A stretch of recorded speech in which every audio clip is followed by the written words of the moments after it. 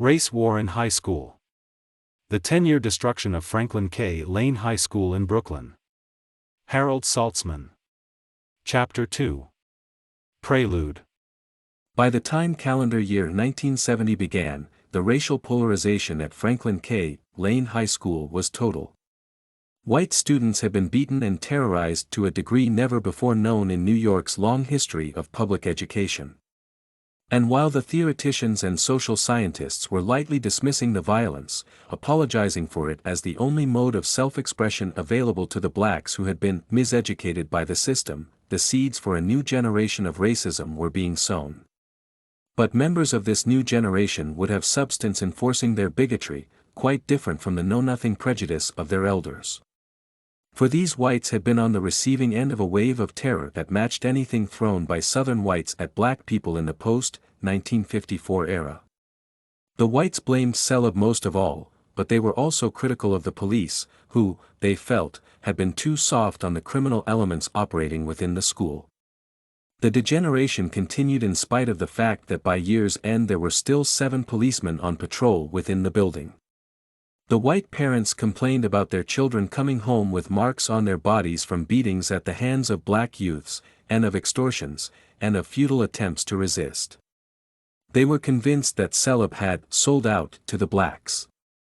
They cited charges made by their children about a different standard of school behavior for blacks and whites, with whites alone penalized for certain infractions. It galled them that many blacks refused to rise for the morning Pledge of Allegiance exercise.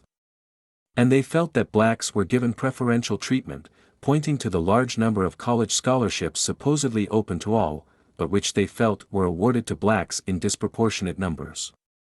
The white parents had reached the conclusion that it was the policy of the school to reward violence and bigotry with college scholarships. And many couldn't believe the depths to which the school had sunk as police patrols stood guard as if the clientele were inmates in a penitentiary rather than students in an American public school. Whatever glimmer of hope existed for an integrated society, was, as far as these whites were concerned, extinguished. And they could say without the slightest hesitation, as did one harried mother, "I'm sick of it, sick of knowing my son has to endure 2 more years of hell in Lane. That's why I'm taking him out of here and enrolling him in a private school. I can't afford it, but I talked it over with my husband and will borrow the money. It'll be worth it just for once to see him smile when he leaves the house for school. He's learned one thing at this school that isn't listed on the program. Franklin K. Lane has given him a good lesson in hatred." The white students themselves freely complained about the breakdown in discipline. They watched outsiders roam the halls and were bitter about Celeb giving in to the demands of black militants. They felt they had been sacrificed, that Celeb had completely capitulated to the blacks, and that as white students they were considered intruders by the school's black majority. They charged that Celeb had followed a policy of appeasement, of constantly giving in, and of playing politics with their education. And while the school bureaucrats were telling the public that Lane was simply a microcosm of society, and that what was happening there was only a reflection of events in the nation at large, a 15-year-old white girl, one of the assault victims, was saying, "I consider myself a liberal person and I always took an active part in civil rights, but not anymore. I've seen too much. When the riot broke out in the cafeteria and the bomb went off last Wednesday, my girlfriend and I headed for the doors. 5 black girls grabbed me and held me while another one punched me in the stomach. My girlfriend started to run and a black girl grabbed her and tried to rip her blouse off. I kept screaming, 'Why, why?' But they were acting like animals, just beating up any white girl they saw. I started to cry. I wanted to run home and never come back to this place again." While conditions reached a frightening climax in 1969, a year of unprecedented racial turmoil at Lane, the turn of events was not at all unexpected. Nor can it be explained solely in terms of the newly awakened black consciousness that was sweeping the nation. For more than 4 years prior to the disaster of 1969, the Lane staff had been witness to repeated acts of violence committed by black youngsters. Teachers continually cried out against the growing lawlessness, but their pleas almost always fell on deaf ears. In 1966, teachers who dared speak out against the deterioration of school tone were labeled hysterical by the administration. As the school fell apart in the mid-60s, so did its faculty. Once a stable and tightly knit unit, the 1965 to 69 period saw some of the most competent and experienced teachers find their way out of Lane. As discipline problems increased, the deans objected to their hands being tied by the administration, which, they believed, had become overly guidance-oriented with the elevation of Mrs. Mary Cohen, an English instructor, to an assistant principalship, in charge of guidance. Their major complaint was that they were being compelled to keep on the rolls the most violent hardcore delinquents. There were a series of clashes between Cohen and various deans. She stayed, they left. 4 different deans transferred out of the school over a 3-year span, a loss of top-caliber personnel who could not easily be replaced. The 1965 to 68 period was the prelude. Those who saw the handwriting on the wall and had enough seniority, transferred out. Those in the middle found themselves locked in. And the new young teachers, bursting with energy and enthusiasm after graduating from college, ran to greener pastures where they could teach rather than play policemen.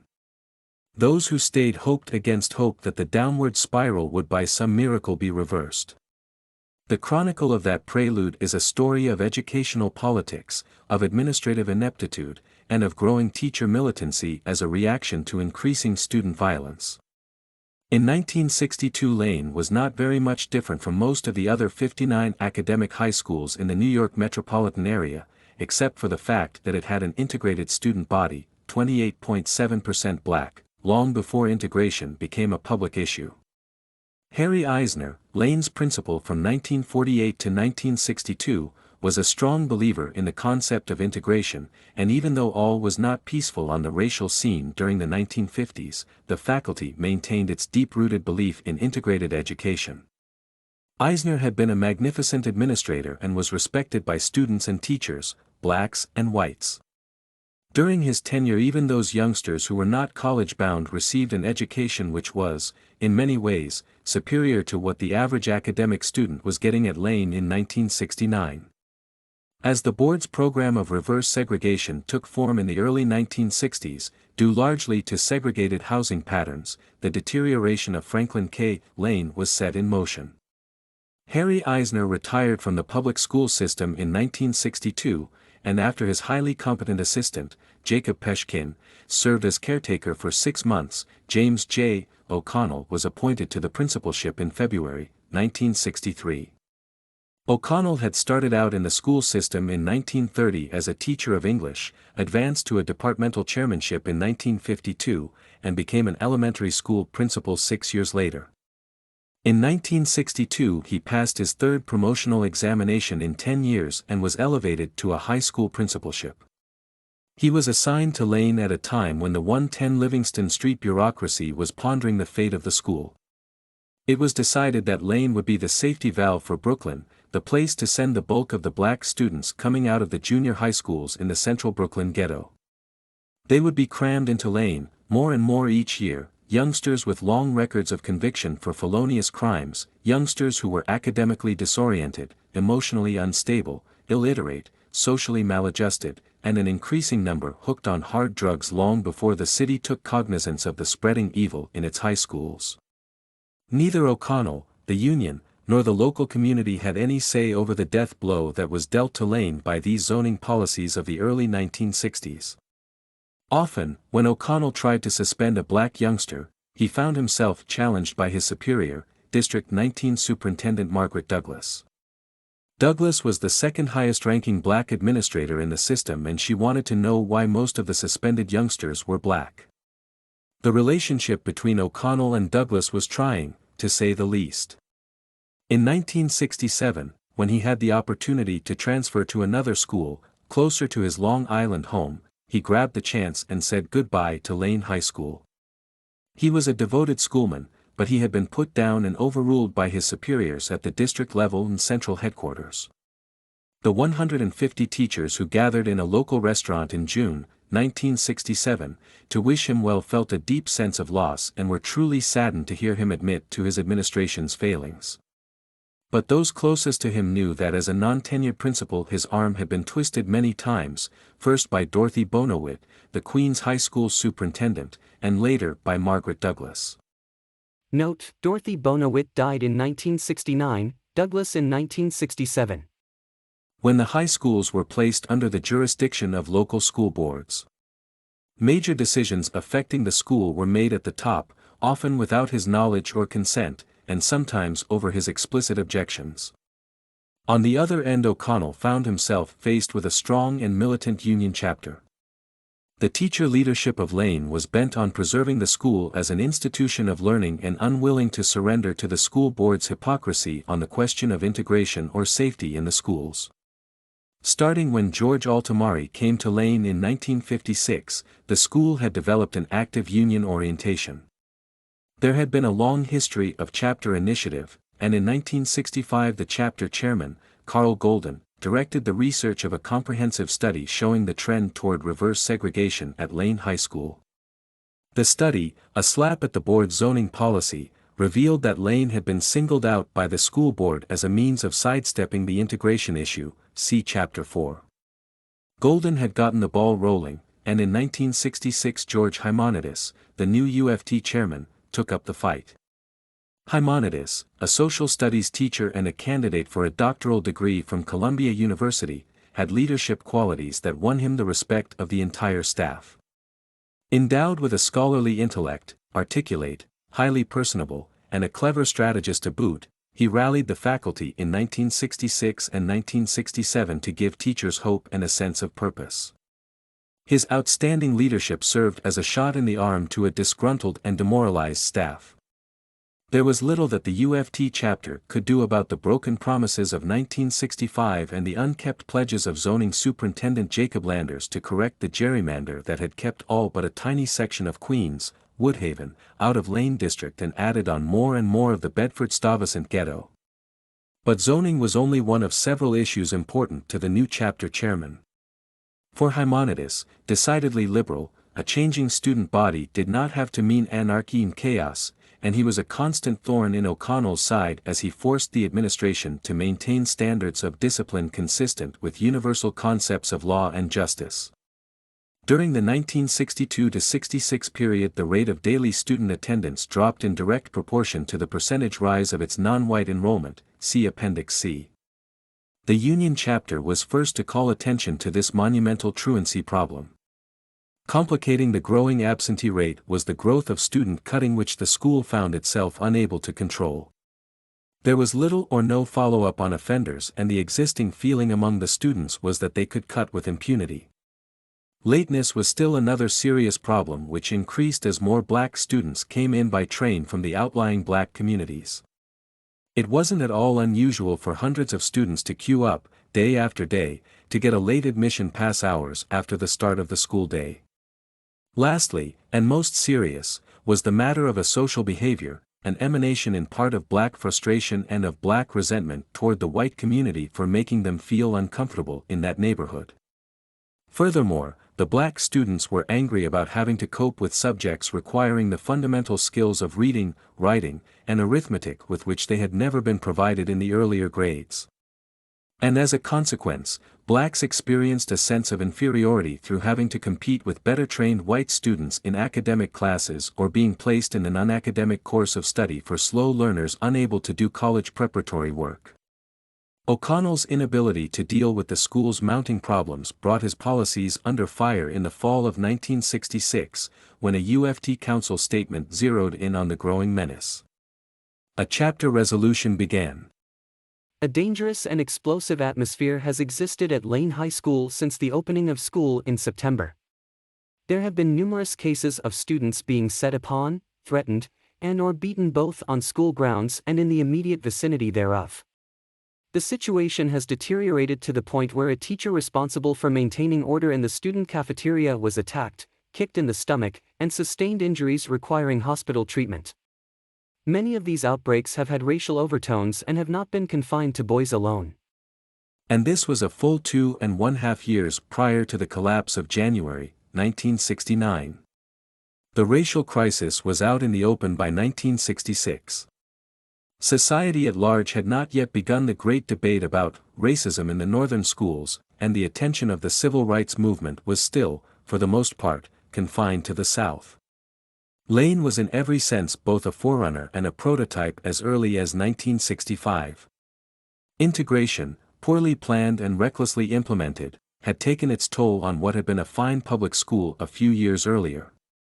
All the danger signals were there in 1965, but the human element was never a primary concern of the school bureaucrats, who dealt with charts and statistics and for whom a student was merely a number.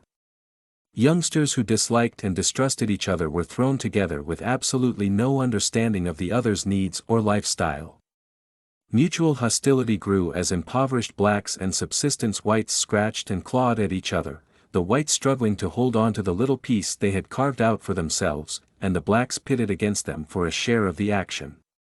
But Lane High School sat way back in the distant crotch of nowhere, on the border where two counties intersect, and the attitude of the school board was, "We don't care what kind of problems you are having between the blacks and whites, just keep things quiet out there."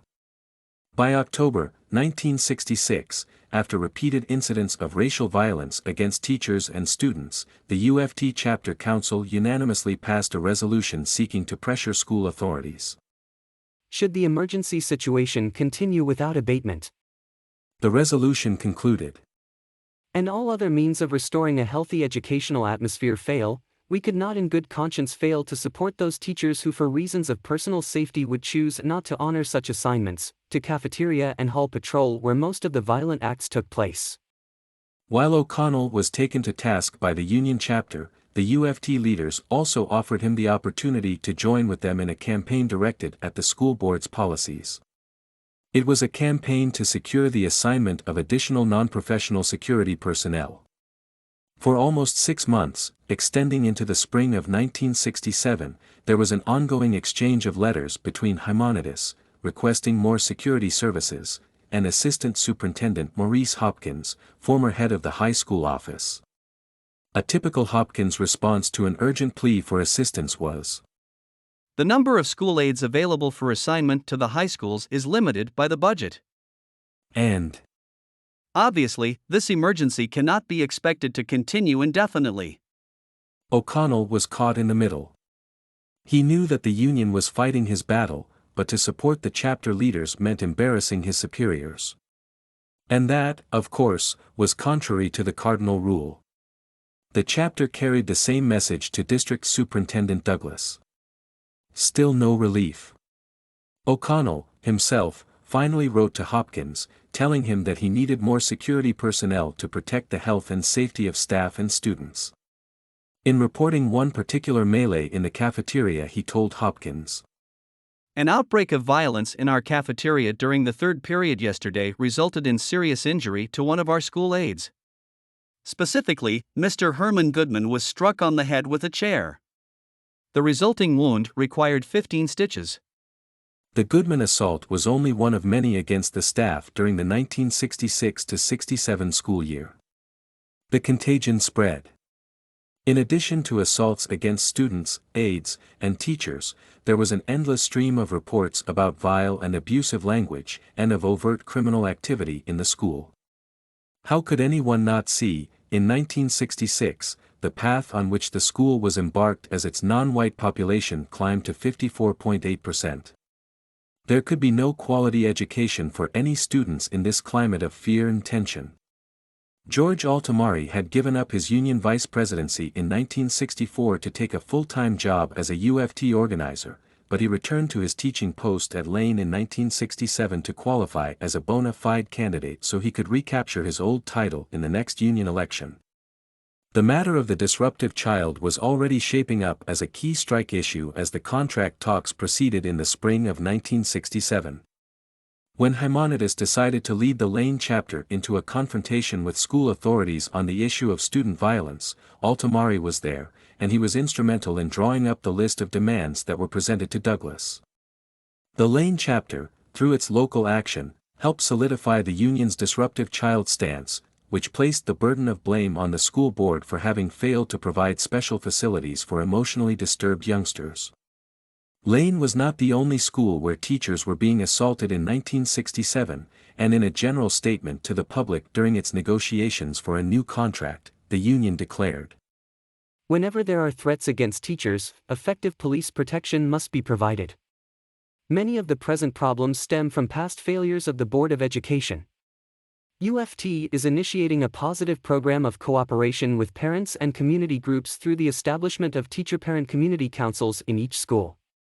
Let us work toward programs to improve educational performance, not create situations which will ensure an exodus of qualified people from the city schools. The union's Disruptive Child program was its Armageddon. During the 14-day strike of September 1967, anti-union forces told the black community that white UFT teachers didn't want to teach their children and that the union was looking for a way to throw black children out of school and into the streets. There was little the UFT could do to combat that kind of misrepresentation, and the union's negotiators were forced to back off. In the end, they were made to swallow as a face-saver the mere inclusion in the contract of a school board administrative circular setting forth an overly complicated procedure for removing disruptive children, which was understood by very few and almost impossible to administer. For all practical purposes, the disruptive child issue was buried in 1967, and with it would die schools all over New York. Morton Selab replaced James J. O'Connell as Lane's principal in September 1967, and Hyman Bursky and Jim Lewis were elected as the new co-chairman of the UFT chapter, replacing Hymanidis, who had become disgusted with the board's continued neglect of the school. The 1967-68 school year followed a similar pattern. Bursky and Lewis, the latter being the first black union chairman in the school, carried forth the quest for more security personnel and worked hard to make the newly created Faculty Discipline Committee a viable unit that would function in the best interests of students as well as teachers. The purpose of the five-member committee, recognized as a de jure school body by the administration, was to refer special problems of student behavior directly to the district superintendent and make sure that teacher concerns were adequately represented at suspense hearings. But in 1968 Hopkins was still playing the game of holding back on sufficient security allocations until a crisis arose. The new chairman wrote to remind him that Lane is one of the largest school buildings, over a quarter-mile around, on each of 5 floors, and with numerous entrances. It was also noted by the chairman that Lane was one of the most difficult schools as evidenced by the record number of assaults against teachers and students. Assaults continue to occur here at Lane. They concluded. Despite the efforts of the Guidance Committee to improve teacher-student relations and to eliminate some of the sources of tension, nearly 80 new teachers, representing about 30% of the faculty, most on their very first professional assignment, were employed at Lane in 1967 to keep up with the skyrocketing student register and to replace those who, like James J. O'Connell, had become fed up with the turmoil of recent years and left the school. With a student enrollment of almost 5,400 in a building constructed for 3,800, each lunch period saw 1,000 students packed into the basement cafeteria. The close contact only exacerbated existing tensions between the races. With these tensions mounting, there was no comparable increase in the security force, nor were any special programs introduced to bridge the gap between neighborhood youngsters and those transported in from the ghetto. No one was quite sure what was coming next. By March 1968, there were sustained outbreaks that stopped just short of mushrooming into full-scale race riots. Fights, thefts, and vandalism were becoming commonplace. Many teachers, convinced that neither the principal or the school board would back them up, chose to shun their responsibility of providing for school security if it meant jeopardizing their own safety. The very last thing a teacher wanted was a confrontation with a student, one that might result in violence. Even Selab had told them not to stand in a student's path if the student refused to stop at the teacher's command. Teachers, too, had become increasingly aware of the dangers to themselves and had learned to look the other way. One female teacher, angered over an incident in which she felt teachers were shirking their duty, wrote a letter to Selab, saying, "Recently, I had occasion to help control a large group of students in the auditorium while a fight was broken up. This brawl had, in my opinion, riot potential. I found myself in this role because other teachers, some of them male teachers, refused to get involved, and passed by. While it is true, school teachers are not peace officers, and are not expected to place themselves in a position of possibly incurring personal injury, there are ways of assuring proper supervision within their control. The apathy displayed by some of our teachers who have voiced great concern in the interest and welfare of children is appalling. Perhaps we will go along, doing nothing constructive, preferring the path of least resistance. That path, however, leads away from scholarship and decency in our school, away from good citizenship and responsibility in our society, and towards decay and destruction of both education and humanity. In 1968 it was apparent to everybody within earshot of Lane that no constructive educational program was being conducted at the school. Indeed, what had once been considered the exception, the emergency occurrence, had now become the norm. Lane was a public school seething with frustration and discontent. Racial conflict was spurred on by a growing narcotics problem which school and city officials chose to ignore. A problem which by 1970 had completely overwhelmed educational and law enforcement officials. Finally, the new principal, Morton Celeb, had never managed to win the trust and confidence of his staff, and they blamed him for the crisis.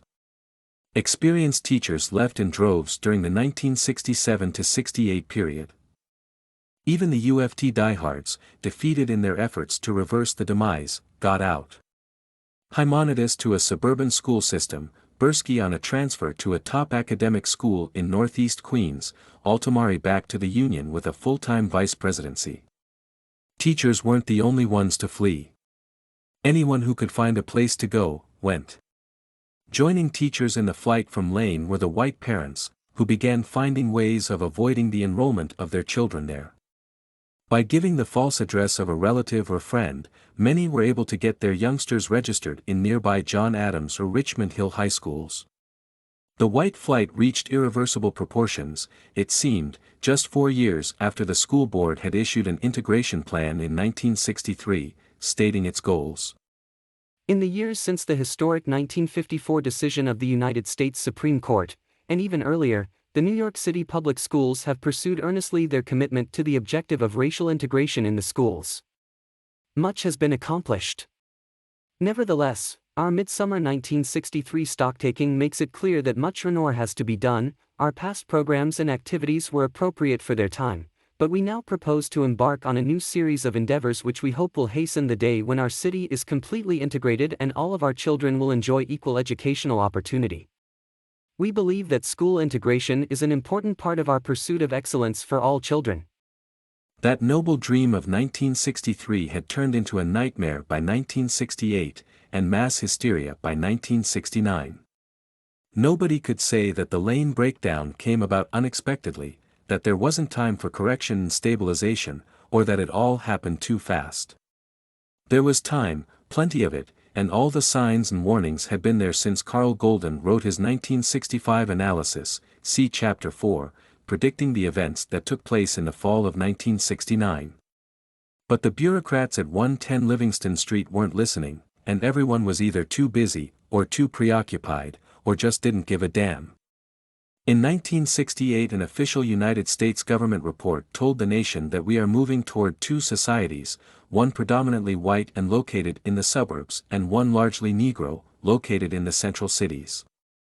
Franklin K. Lane High School had become living evidence of that polarization.